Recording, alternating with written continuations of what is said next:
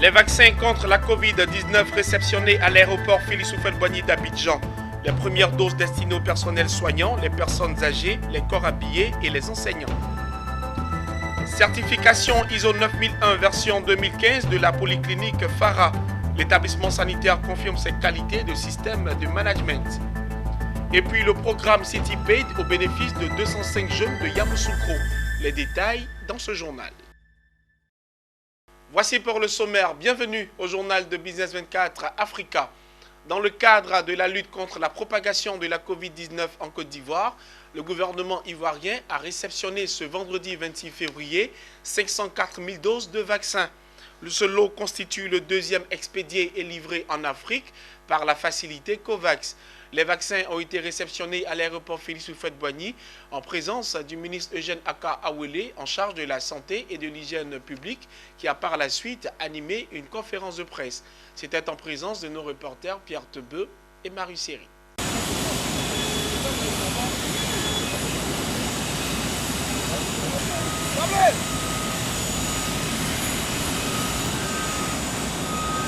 C'est un événement considérable auquel nous assistons aujourd'hui avec la réception de doses de vaccins AstraZeneca dans le cadre du mécanisme COVAX. C'est une bonne nouvelle pour les Ivoiriens parce que nous serons parmi les premiers à être vaccinés en Afrique. Être le deuxième pays en Afrique à le recevoir, le premier pays d'Afrique francophone, mais surtout le premier pays au monde à vacciner selon donc, le programme COVAX, les doses qui vont être reçues. Chose promise, chose due. Après le Ghana, la Côte d'Ivoire devient le deuxième pays africain à recevoir les doses de vaccin Covid-19 acheminées via le mécanisme COVAX. 504 000 doses de vaccins AstraZeneca et 505 000 seringues. Jusqu'à la fin du premier semestre 2021, la Côte d'Ivoire recevra plus de 2 40 000 doses de vaccins. Je voudrais exprimer au nom du gouvernement et au-delà, au nom de son Excellence le Président de la République, toute ma gratitude et tous mes remerciements ainsi que ceux du gouvernement ivoirien à tous les partenaires. Pour cette première phase, la vaccination va concerner uniquement le district d'Abidjan car il constitue l'épicentre de l'épidémie au niveau du pays avec 95% de cas positifs. Depuis plusieurs semaines, des équipes travaillent pour un plan national et les cibles sont connues. Initialement annoncé pour le 15 mars et au vu des derniers événements, nous pouvons annoncer que la Côte d'Ivoire est prête pour démarrer sa campagne de vaccination dès le lundi 1er mars prochain, lundi 1er mars 2021. Les cibles prioritaires seraient le personnel de santé, les forces de défense et de sécurité, les enseignants, les personnes plutôt âgées de plus de 50 ans et les personnes porteuses de maladies chroniques. Cette vaccination est volontaire et gratuite. La vaccination ne devrait pas nous faire oublier les gestes barrières essentiels pour arrêter la chaîne de transmission du virus. Le gouvernement rappelle de continuer à observer les mesures barrières. Le gouvernement insiste sur la responsabilité individuelle et collective dans cette lutte contre la COVID-19. Le représentant des partenaires se réjouit de cette première livraison du vaccin AstraZeneca contre la Covid-19 à la Côte d'Ivoire. Je suis fier parce que c'est un acte de solidarité. Cet argent est donné pour livrer des vaccins à un moment où en Europe, on n'a pratiquement pas touché les 10% de vaccination des populations. Donc on est vraiment au début. Les sites de vaccination retenus sont le siège de l'Institut national d'hygiène publique à Treichville, les 4 antennes INHP et le Palais des sports de Treichville. D'autres sites potentiels sont prévus au niveau des structures sanitaires, des forces de défense et de sécurité.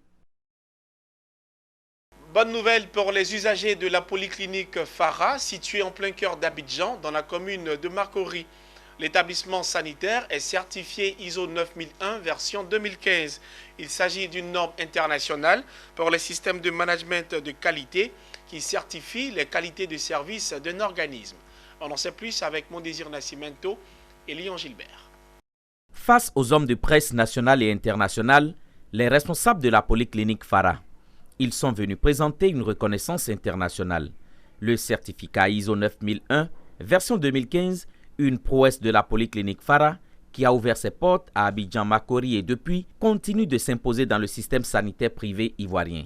Tel qu'un trophée, le certificat exhibé par les hauts dirigeants de la polyclinique Farah, dont le directeur général adjoint Chamaki Chiheb, est le résultat d'une volonté d'exceller et d'innover à l'ère de la technologie. L'engagement de la direction générale dans ce processus est très important parce que le PDG, à un moment, il a décidé que la polyclinique Farah devrait être certifiée ISO. Donc, on a entamé ce travail depuis un peu plus que, je dirais, 1 an et demi.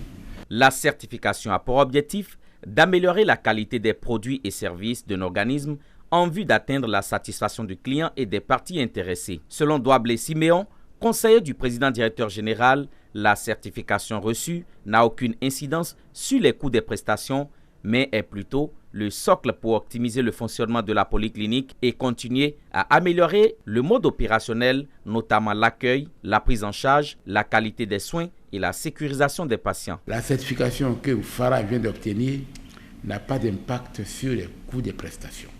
Les coûts sont fixés par l'association des syndicats de médecins privés en association avec les organismes professionnels de la santé, sous la surveillance du ministère de la Santé et du ministère du Commerce. La certification ISO 9001 version 2015 de la polyclinique Farah est articulée autour d'un système de management de qualité composé de 11 processus visant la satisfaction client. Elle a été décernée après un audit réalisé par l'organisme indépendant français d'accréditation AFNOR.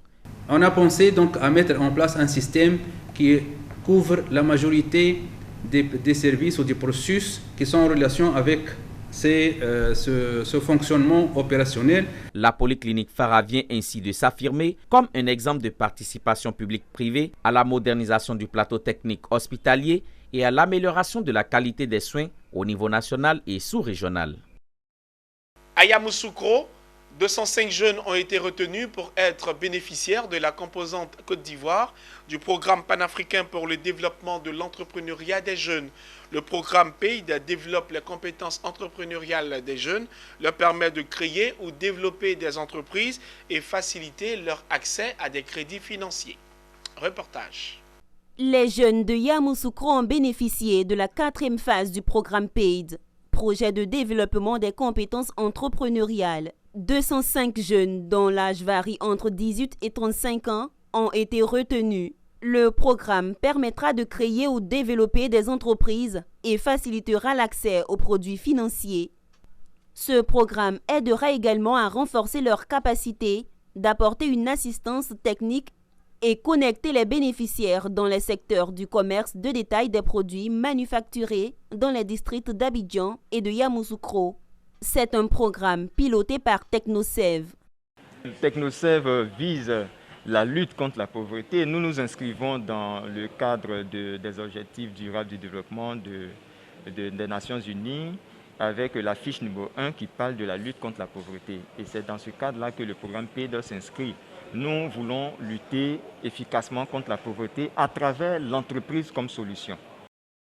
La direction régionale de la promotion de la jeunesse et de l'emploi des jeunes du district autonome de Yamoussoukro s'est réjouie du projet PAID qui rentre dans la vision du gouvernement.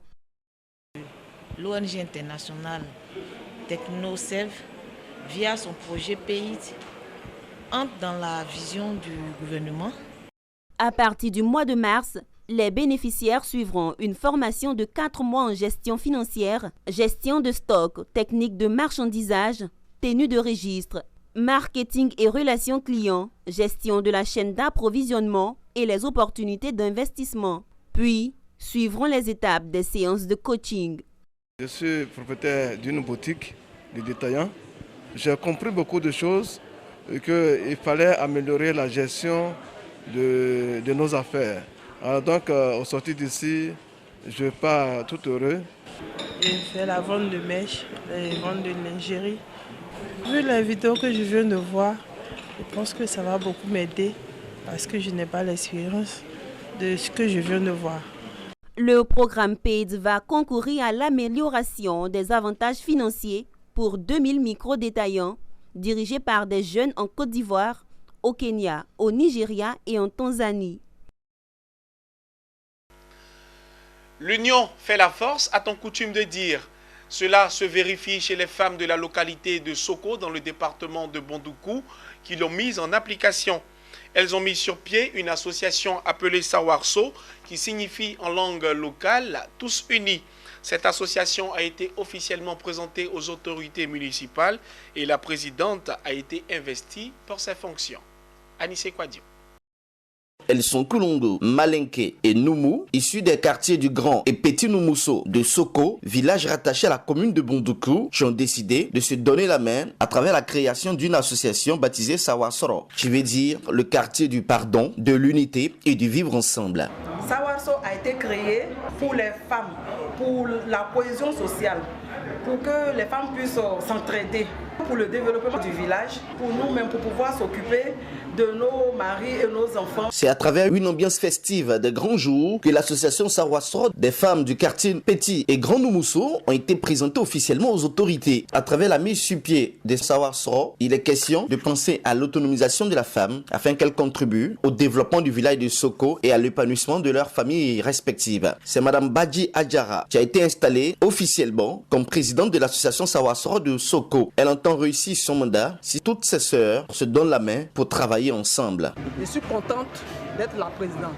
Le groupe soit développé. En tout cas, on veut aller en avant. Le groupe Sawarso soit en paix, dans l'unité, dans la joie, pour qu'on se mette ensemble. Présent à cette cérémonie, le maire de la commune de Bondoukou, parrain de l'événement, a offert plusieurs dons numéraires et autres matériels pour permettre à l'association Sawarsoro de fonctionner correctement. Il attend énormément d'elle à travers la voix de son premier adjoint au maire. Au nom du maire Kouni Eliassou, vous demandez de rester unis et en plus de l'union, qu'elles s'entendent pour prendre les décisions ensemble.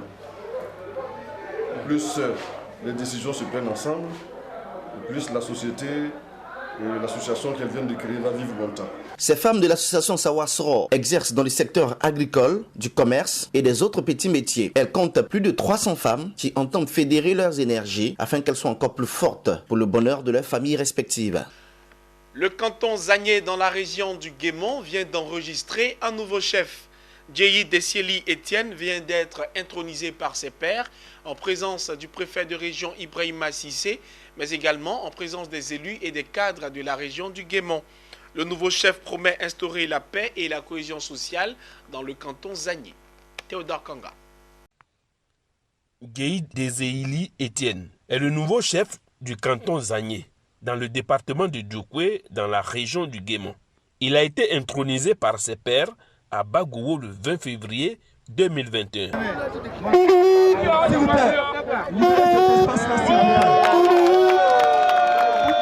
La cérémonie d'intronisation a été faite avec l'accord des 26 villages qui composent le canton. À cette occasion, le préfet de la région du Guémont, Ibrahima Cissé, a prodigué quelques sages conseils au nouveau chef. Le préfet a par ailleurs invité les chefs de village à l'entente pour le développement de leur localité. Et nous sommes très contents d'être là pour féliciter le nouveau chef de canton. Le féliciter pas pour ses beaux yeux, le féliciter pour ses qualités professionnelles, les qualités professionnelles dont il a fait preuve tout au long de sa carrière. Le féliciter pour les qualités humaines et morales dont il fait preuve au quotidien, qui ont été certifiés, confirmés par l'ensemble des chefs de village et qui l'ont choisi. Prenant la parole, l'honorable Oula Priva, député de Guébli, parrain de cette cérémonie, a invité à la paix et à l'union autour du chef canton. Il a par ailleurs promis connecter la sous-préfecture de Bagouo au réseau électrique nationale. Ce village est dans l'obscurité. C'est vrai, le député que je suis, je ne donne pas le courant, ce n'est pas moi. Mais je sais frapper aux portes et aux bonnes portes. Hier, sur instruction du Premier ministre Amadou Gon, mes villages ont été tous électrifiés. Je prends l'engagement. Au plus tard, fin avril, votre village sera électrifié et avec... Être désigné à la tête d'un canton de 26 villages, ce n'est pas une mince affaire. Il faut le prouver. Il faut le prouver. Et il faut mettre la main à la pâte pour pouvoir réussir ce que le canton a besoin. Je serai à l'écoute de tout le personnel composant de Zagné. Il faut rappeler que le canton Zagné est resté sans chef pendant 2 années. Voilà qui met un terme à cette édition. Merci de nous avoir suivis. Les programmes se poursuivent sur Business 24 Africa.